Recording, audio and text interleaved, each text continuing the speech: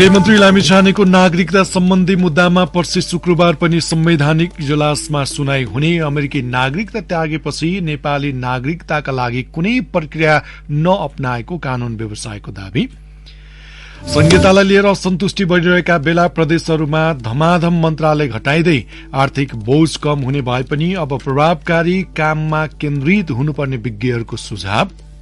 पाकिस्तानमा आर्थिक संकट चुलियो। विदेशी मुद्रा संचित 2 साताको आयात मात्रै धान्न सक्ने अवस्थामा। एसियन अन्डर 22 बक्सिङ च्याम्पियनशीपमा नेपाली महिला बक्सर सुषमा तामाङलाई रजत पदक हासिल। नमस्कार, कान्तिपुर डायरीका साथमा साथी नवीन र म सन्तोष। समाचार अब विस्तारमा। उपप्रधान एवं गृहमन्त्री रवि लामिछानेको नागरिकता सम्बन्धमा परेको मुद्दालाई संवैधानिक इजलासले हेर्दैमा राखेको छ। लामिछाने विरूद्ध परेको मुद्दामाथि संवैधानिक इजलासमा अग्राधिकार सहित शुरू भएको सुनवाई आज नसकेपछि पर्सि शुक्रबारसम्मका लागि हेर्दैमा राखिएको हो। लामिछानेको मुद्दामाथि रिट निवेदकका तर्फबाट वरिष्ठ अधिवक्ता द्वय रमण कर्ण, सुरेन्द्र भण्डारी र अधिवक्ताहरू अमृत खरेल, निकिता ढुङ्गानाले बहस गर्नुभएको थियो। त्यसपछि सरकार र लामिछानेको तर्फबाट सहन्यायाधिवक्ता सञ्जीव राज रेग्मीले बहस गर्नुभएको थियो। रिट निवेदकका तर्फबाट बहस गरेका अधिवक्ताले लामिछानेले अमेरिकी नागरिकता त्यागेपछि नेपालको नागरिकता पुनः प्राप्तिका लागि कुनै पनि प्रक्रियामा नगएको बताएका छन्। लामिछानेले भने नागरिकता ऐनको दफा 10 को 1 बमोजिम आफ्नो अवस्था भए पनि नियमावलीको नियम 11 मा कायम नरहेको नागरिकताको बारेमा कुनै पनि कार्यविधि उल्लेख नगरिएकाले स्वत कायम हुने दलिल पेश गर्नुभएको थियो। उहाँले दफा 10 को 1 को अवस्थामा कसैले निर्णय गर्नुपर्ने, जारी गर्नुपर्ने, स्वीकृति गर्नुपर्ने जस्ता अवस्था लागू नहुने र अमेरिकी नागरिकता त्याग गरे पश्चात ऐनको दफा 11 अनुसार पुनः नेपाली नागरिकता कायम हुन आएको बताउनु भएको थियो। लामिछानेले 2075 असार 6 मा अमेरिकी नागरिकता त्यागेको निस्सा भिसा प्रयोजनका लागि अध्यागमन विभागलाई जानकारी गराएको जवाफ दिनुभएको छ। तर विपक्षमा बहस गरेका अधिवक्ताले भने सो जानकारी भिसा अध्यावधिक प्रयोजनका लागि मात्रै भएको बताएका छन्। सो प्रयोजनको निवेदनबाट नागरिकता प्राप्ति वा पुनः प्राप्ति हुन नसक्ने अधिवक्ताको तर्क छ। अध्यागमन विभागमा निवेदन दिएका बेला लामिछानेले अमेरिकी नागरिक नै रहेको पनि विपक्षी अधिवक्ताको तर्क छ। लामिछानेको तर्फबाट बहस गर्दै सहन्यायाधिवक्ता रेग्मीले गृहमन्त्री लामिछानेको प्रतिनिधि सभा सदस्य अयोग्यता सम्बन्धी परेको रिट निवेदन नै खारेज भागी भएको बताउनु भएको थियो। निर्वाचन आयोगले लामिछानेको उम्मेद्वारीको अयोग्यताको विषयमा निर्णय नगरेको तथा राष्ट्रिय स्वतन्त्र पार्टीको सभापति पदमा गैर नेपालीलाई कायम राखिराखेको भन्ने आधारमा निवेदकले परामादेशको आदेश माग गरेका छन्। तर सहन्यायाधिवक्ता रेग्मीले राष्ट्रिय स्वतन्त्र पार्टी नामक दल नेपालको संविधान, राजनैतिक दल सम्बन्धी ऐन र नियमावली बमोजिमको प्रक्रिया पूरा गरी निर्वाचन आयोगबाट दर्ता भएको बताउनु भएको छ।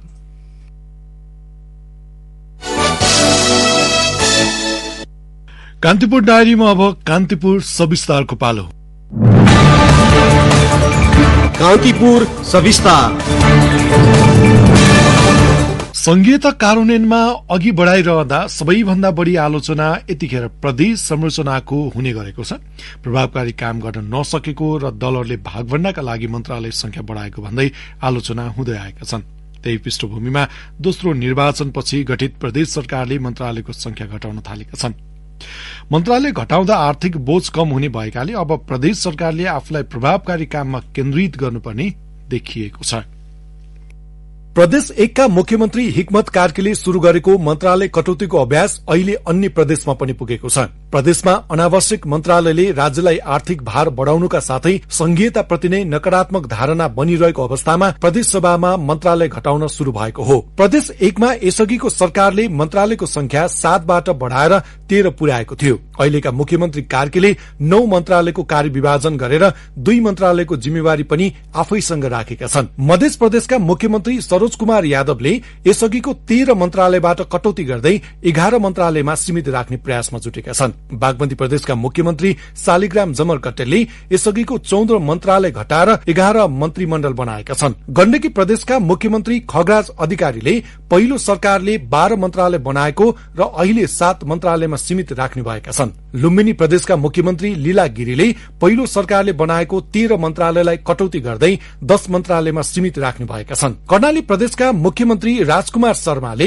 पहिलेको सरकारले बनाएको 8 मन्त्रालयलाई घटाएर 7 वटा मन्त्रालय बनाउने तयारीमा छन्। सुदूरपश्चिम प्रदेशका मुख्यमन्त्री राजेन्द्र सिंह रावलले पहिलेकै सरकारले कायम गरेको 7 मन्त्रालयलाई निरन्तरता दिने तर राज्य मन्त्री नराख्ने तयारी गरेका छन्। अधिकांश प्रदेशले मन्त्रीमण्डललाई पूर्णता दिइसकेका छन् भने केहीले अन्तिम तयारी गरिरहेका छन्। बागमती प्रदेशकी पूर्व मुख्यमन्त्री अष्टलक्ष्मी साक्य दलहरुले नेताहरू व्यवस्थापन गर्ने थलोका रूपमा प्रयोग गर्दा प्रदेशको गरिमामाथि नकारात्मक असर पारेको बताउँछन्। अहिले प्रदेशमा मन्त्रालयको संख्या घटाउनु यही कदम भएको भन्दै साक्यले भनिन्, संविधानकै प्रदेशको चाहिँ सरकार चाहिँ अलि ठुलै चाहिँ बनाउन सक्ने त्यो प्रावधानले गर्दाखेरि अलि अप्ठ्यारो चाहिँ भएको छ।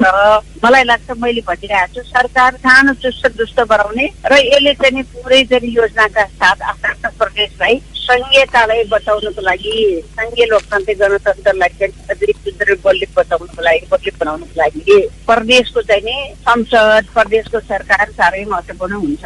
संविधानमा प्रदेशको कुल सांसदको संख्याको 20% मन्त्रालय बनाउन सकिने भन्ने उल्लेख छ। त्यसको आधारमा हेर्ने हो भने प्रदेश 1 मा 93 सांसद हुँदा 18 मन्त्रालय, मध्य प्रदेशमा 107 सांसद हुँदा 21 मन्त्रालय, बागमती प्रदेशमा 110 सांसद हुँदा 22 मन्त्रालय, गण्डकी प्रदेशमा 60 सांसद हुँदा 12 मन्त्रालय, लुम्बिनी प्रदेशमा 87 सांसद हुँदा 17 मन्त्रालय, कर्णाली प्रदेशमा 40 सांसद हुँदा 8 मन्त्रालय र सुदूरपश्चिम प्रदेशमा 53 सांसद हुँदा 10 मन्त्रालय हुनुपर्ने हो। तर दलगत भागभण्डा र गठबन्धन सरकारका कारण यसअघिको प्रदेश सरकारले आफूखुसी मन्त्रालय थप्ने गरेका थिए। संघीयता कार्यान्वयन अध्ययन तथा अनुगमन संसदीय समितिका संयोजक तथा राष्ट्रिय सभा सदस्य खिमलाल देवकोटा अहिले संविधानमा भएको व्यवस्था पनि उपयुक्त नहुने भन्दै त्यसलाई घटाउनु पर्ने बताउँछन्। बढ्दो आर्थिक तरलता र राजनीतिक स्वार्थका बीच प्रदेशले आर्थिक भार थाम्न नसक्ने भन्दै कुल सांसद संख्याको 10% मात्रै मन्त्रालयको संख्या भए पनि प्रदेशले सहजै काम गर्न सक्ने उनको तर्क छ। उनले भने संघीयताप्रति प्रदेशप्रतिको जुन नागरिकको जुन हेरी दृष्टिकोण हो नि त्यो अलिकति गलत भयो हैन,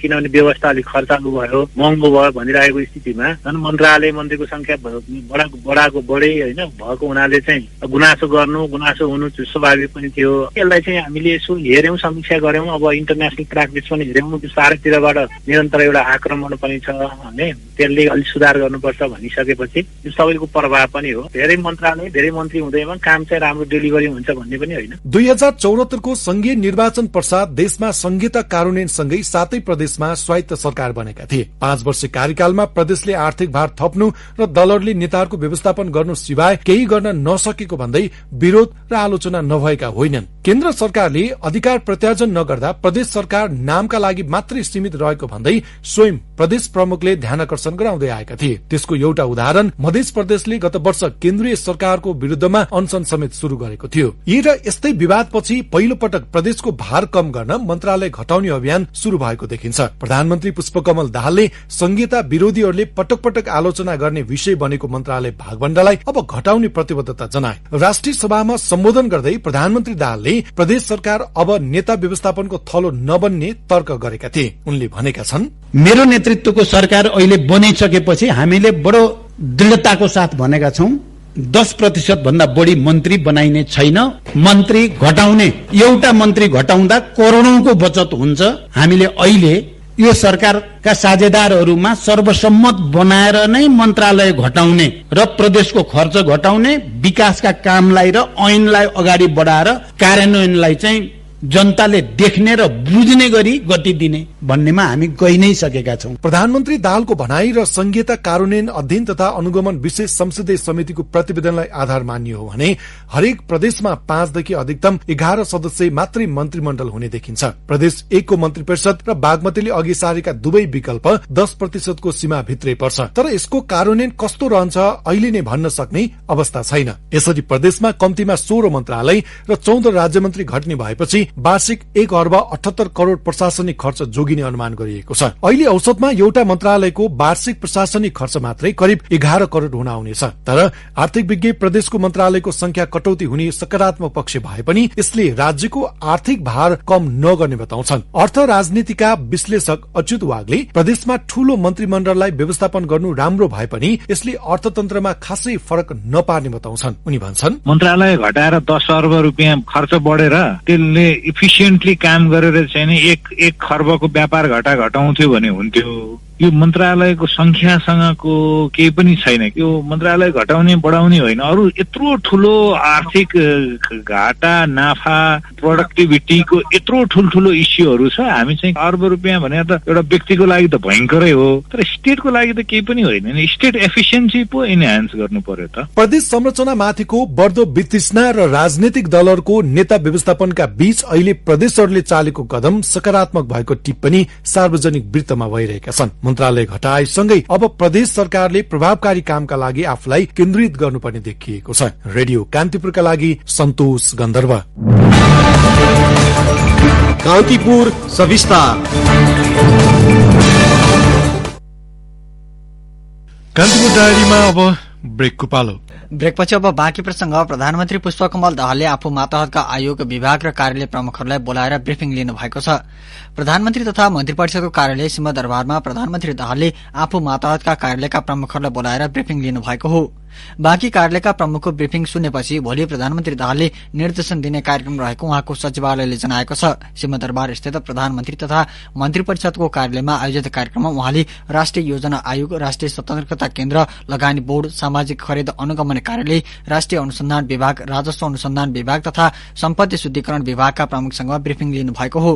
ब्रिफिङमा कार्यालय प्रमुखले आफ्नो मातहतका कार्यालयको नीतिगत कार्यादेश, प्रगति अवस्था, गरिएका पहल, कार्यालयका समस्या र आगामी दिनमा चाल्नुपर्ने कदमबारे सुझाव प्रस्तुत गरेका थिए।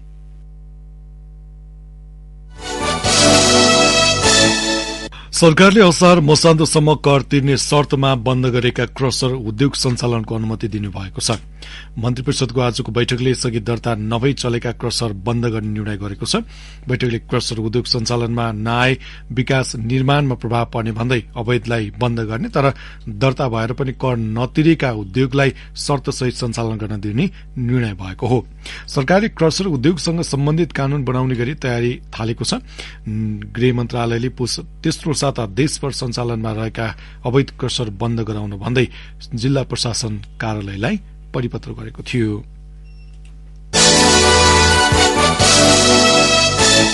बागमती प्रदेशको मन्त्रीमण्डलले पूर्णता पाएको छ। नवनियुक्त 8 जना मन्त्रीले पद तथा गोपनीयताको शपथ लिएसँगै बागमतीको मन्त्रीमण्डलले पूर्णता पाएको हो।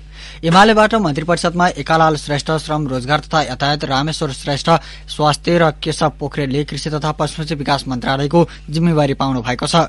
माओवादी केन्द्रबाट युवराज दुलाल भौतिक पूर्वाधार विकास, गंगानारायण श्रेष्ठ आन्तरिक मामिला तथा कानून र कुमारी मुक्तान सामाजिक विकास मन्त्री नियुक्त हुनुभएको हो।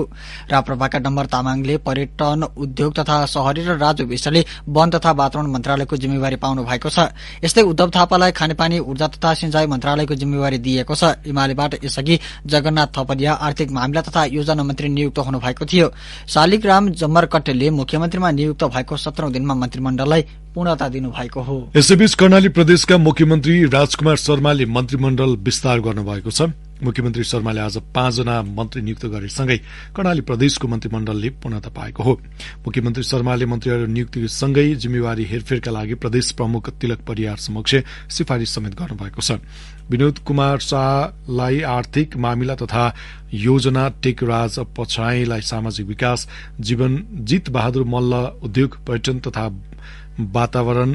वन तथा वातावरण मन्त्री बन्नुभएको छ भने त्यस्तै मंगल बहादुर साई भौतिक पूर्वाधार, ऊर्जा तथा जलस्रोत, कृष्ण जीसी आन्तरिक मामिला तथा कानून र भीम प्रकाश शर्मा भूमि व्यवस्था, कृषि तथा सहकारी मन्त्रीमा नियुक्त हुनुभएको हो।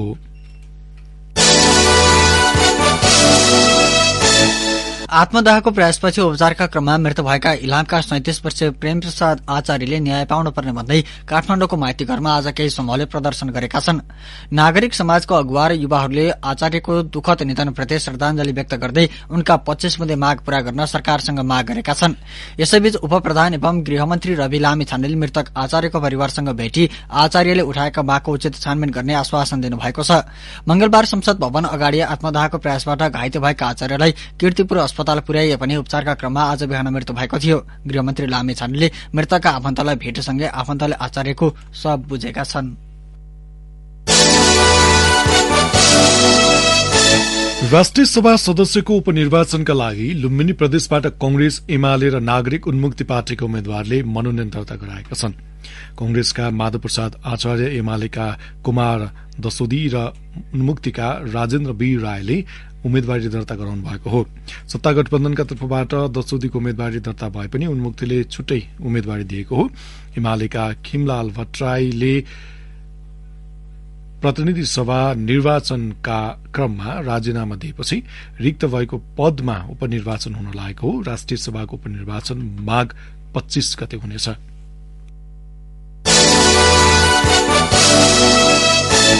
किशोरलाई बलात्कार गरेको अभियोगमा निजगढ नगरपालिका 2 का वडाध्यक्ष राजन श्रेष्ठलाई बारा जिल्ला अदालतले मुद्दाको पूर्वपक्षका लागि थुनाममा पठाउने आदेश दिएको छ। वडाध्यक्ष श्रेष्ठलाई वीरगञ्ज कारागार चलान गरिएसँगै उनको पद स्वतः निलम्बनमा परेको जिल्ला न्यायाधिवक्ता भीमसेन काफ्लेले बताउनुभयो। जिल्ला सरकारी वकिलको कार्यालयले अभियुक्त श्रेष्ठलाई कसुर गरे अनुसारको 12 देखि 14 वर्षसम्म कैद सजाय र पीड़ितलाई क्षतिपूर्ति भराउने माग दावी गर्दै अदालतमा अभियोग पत्र दर्ता गराएको थियो। गत असोज 19 मा छिमेकी एक किशोरलाई घरमै बोलाएर बलात्कार गरेको आरोप लागेपछि उनी फरार थिए। पीड़ित किशोरले गत असोज 25 मा इलाका प्रहरी कार्यालय निजगढमा किटानी उजुरी दिएकी थिइन्। कान्तिपुर डायरीमा पुनः ब्रेकको पालो। अब आर्थिक प्रसंग। बैंक तथा वित्तीय संस्थाले प्रवाह गरेको कुल औद्योगिक कर्जा मध्ये अधिकांश बागमती प्रदेशमा केन्द्रित भएको राष्ट्र बैंकको एक अध्ययनले देखाएको छ। राष्ट्र बैंकले हालै सार्वजनिक गरेको गत आर्थिक वर्षको आर्थिक गतिविधि अध्ययन अनुसार बैंक तथा वित्तीय संस्थाले प्रवाह गरेको कुल औद्योगिक कर्जा मध्ये 67% भन्दा बढ़ी बागमती प्रदेशमा केन्द्रित भएको देखिएको हो। मुलुक संघीयतामा गएपछि आर्थिक गतिविधि विकेन्द्रित गर्नुपर्ने सरकारले नीति भए पनि प्रभावकारी रूपमा पालना हुन नसकेको अध्ययन प्रतिवेदनले देखाएको छ। बैंक तथा वित्तीय संस्थाले गत आर्थिक वर्षमा 12 खर्ब 51 अर्ब 96 करोड़ रूपैयाँ औद्योगिक कर्जा प्रवाह गरेका थिए। त्यसमध्ये बागमतीमा सबैभन्दा बढ़ी 8 खर्ब 42 अर्ब 66 करोड़ रूपैयाँ कर्जा लगानी भएको छ भने कर्णालीमा सबैभन्दा कम 3 अर्ब 67 करोड़ रूपैयाँ कर्जा लगानी भएको छ। राष्ट्र बैंकको प्रतिवेदनका अनुसार गत आर्थिक वर्ष प्रभाव भएको कुल औद्योगिक कर्जा मध्ये प्रदेश 1 मा 9.7%, मधेसमा 8.2%, गण्डकीमा 3%, लुम्बिनीमा 9.5% र सुदूरपश्चिम प्रदेशमा 2.1% प्रभाव भएको छ। पछिल्लो समयमा देखिएको तरलताको चाप र ब्याज दरको उतार चढ़ावले गर्दा नयाँ उद्योगहरूको स्थापना गर्न तथा भएका उद्योगको सञ्चालन क्षमता विस्तारको लागि आवश्यक वित्तीय स्रोत जुटाउन चुनौती सृजना भएको पनि प्रतिवेदनले औल्याएको छ। नेपाल सुनचाँदी व्यवसाय महासंघले राष्ट्रिय योजनामा सुनचाँदीका विषय समावेश गर्न आग्रह गरेको छ। नेपाल सुनचाँदी व्यवसाय महासंघका अध्यक्ष मणिकरत्न साक्यको नेतृत्वमा आज महासंघको प्रतिनिधि मण्डलले राष्ट्रिय योजना आयोगका उपाध्यक्ष डाक्टर मीन बहादुर श्रेष्ठसँग भेटी सुनचाँदीका विषयलाई देशको पञ्चवर्षीय योजनामा समावेश गर्न आग्रह गरेको हो। महासंघले अघि सारेका सुनको उत्खनन, निकासी, पैठारी, ओसार पसार, कालीगढ़को व्यवस्थापन र तालिम लगायत विषयलाई सम्बोधन गर्न आफ्नो तर्फबाट सक्दो सहयोग गर्ने आयोगका उपाध्यक्ष श्रेष्ठले प्रतिबद्धता जनाउनु भएको थियो। भेटका क्रममा महासंघका अध्यक्ष साकीले सुनचाँदी व्यवसायमा परेको समस्या र तिनको समाधानका विषयमा आफ्नो धारणा राख्नु भएको थियो। उहाँले सुनको कारोबारका क्रममा नीतिको अभाव भएको उल्लेख गर्दै यसतर्फ आवश्यक पहल गर्न समेत उपाध्यक्ष श्रेष्ठलाई आग्रह गर्नु भएको थियो।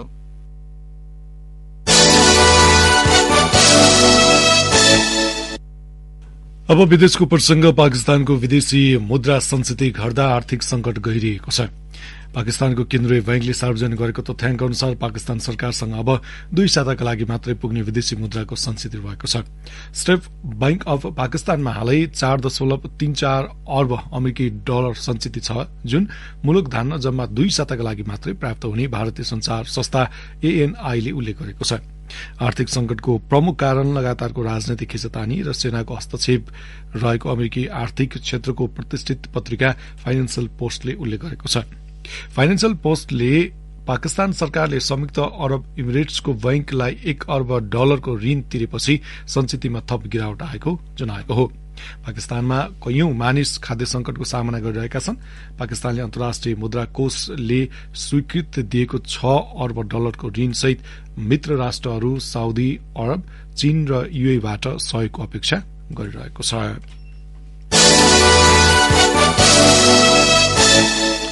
उत्तर कोरियामा अत्याधिक चिसोका कारण जनजीवन प्रभावित भएको छ। चिसोबाट बस्न भन्दै सरकारी अधिकारीहरूले सचेतनाको सूचना जारी गरेका छन्। कोरियाली प्रायद्वीपमा चिसो बढेसँगै गरिबीको रेखामुनि रहेका नागरिकको जीवन निकै कष्टकर बनेको बीबीसीले उल्लेख गरेको छ। उत्तर कोरियाको तापक्रम -30 डिग्री सेल्सियस भन्दा पनि मुनि पुग्ने प्रक्षेपण गरिएको छ।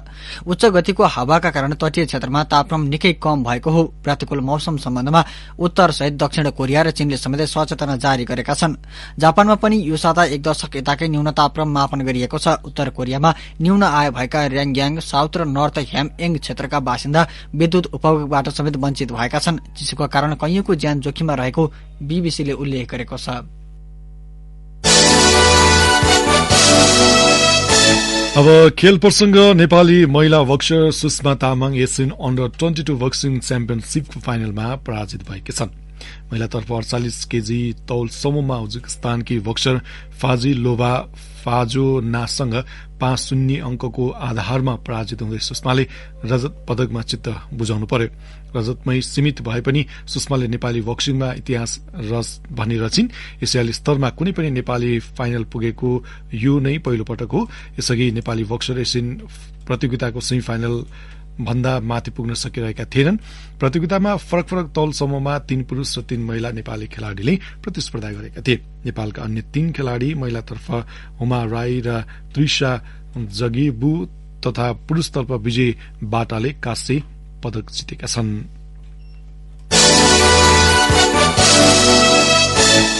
र पोखरामा जारी तेस्रो टाइगर कप अन्तर्राष्ट्रिय क्लब भलिबल च्याम्पियनशीपमा महिलातर्फ नेपाल एपीएफ क्लब र New Diamond Youth Sports Club विजयी भएका छन्। पोखरा रंगशालामा त्रिभुवन आर्मी क्लबलाई 3-1 सेटमा हराउँदै एपीएफ शीर्ष स्थानमा उक्लिएको छ। एपीएफले आर्मीमाथि 25-17, 22-25, 25-16 र 25-15 को सेटमा जित निकाल्यो। महिलातर्फको अर्को खेलमा गण्डकी प्रदेशलाई 3-1 सेटमा हराउँदै न्यू डायमण्ड युथ स्पोर्ट्स क्लबले पहिलो जित हात पार्यो। गण्डकीले न्यू डायमण्डलाई 19-25, 25-15, 25-14 र 25-11 को सेट सुम्पियो। 3 खेल खेलेको एपीएफको 9 अंक छ। समान खेल खेलेको आर्मी 6 र न्यू डायमण्ड 3 अंकसहित क्रमशः दोस्रो र तेस्रो स्थानमा छन्। अंकविहीन गण्डकी पुछारमा छ भने महिलातर्फ च्याम्पियनमा 4 टोली सहभागी रहेकाले गण्डकीले पनि सेमिफाइनल खेल्नेछ। यस्तै पुरुषतर्फ गण्डकी प्रदेशले त्रिभुवन आर्मी क्लबलाई 3-2 को सेटमा पराजित गरेको छ। आर्मीमाथि गण्डकीले 23-25, 25-23, 25-23, 25-22 र 15-13 को जित निकाल्यो। पुरूषतर्फकै अर्को खेलमा नेपाल एपीएफ क्लबले विदेशी टीम श्रीलंकाको सेन्ट जोसेफ वाज स्पोर्ट्स क्लबलाई 3-0 को सोझो सेटमा पराजित गर्यो। एपीएफले एसटीजेलाई 25-23, 25-23 र 25-23 को सेटमा हरायो।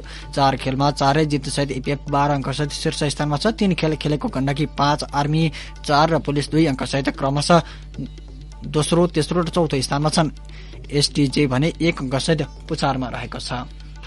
हौस्तै नै प्रसंगसँगै कान्तिपुर डायरीको यो बुलेटिन यही सकिन्छ। भोलि बिहान 6:30 बजे हामी नियमित बुलेटिनका साथमा उपस्थित हुनेछौं। अहिलेलाई न्यूज डेस्कका सम्पूर्ण साथीहरूसँगै साथी नवीन र म सन्तोष बिदा हुन्छौं। नमस्कार, शुभरात्रि।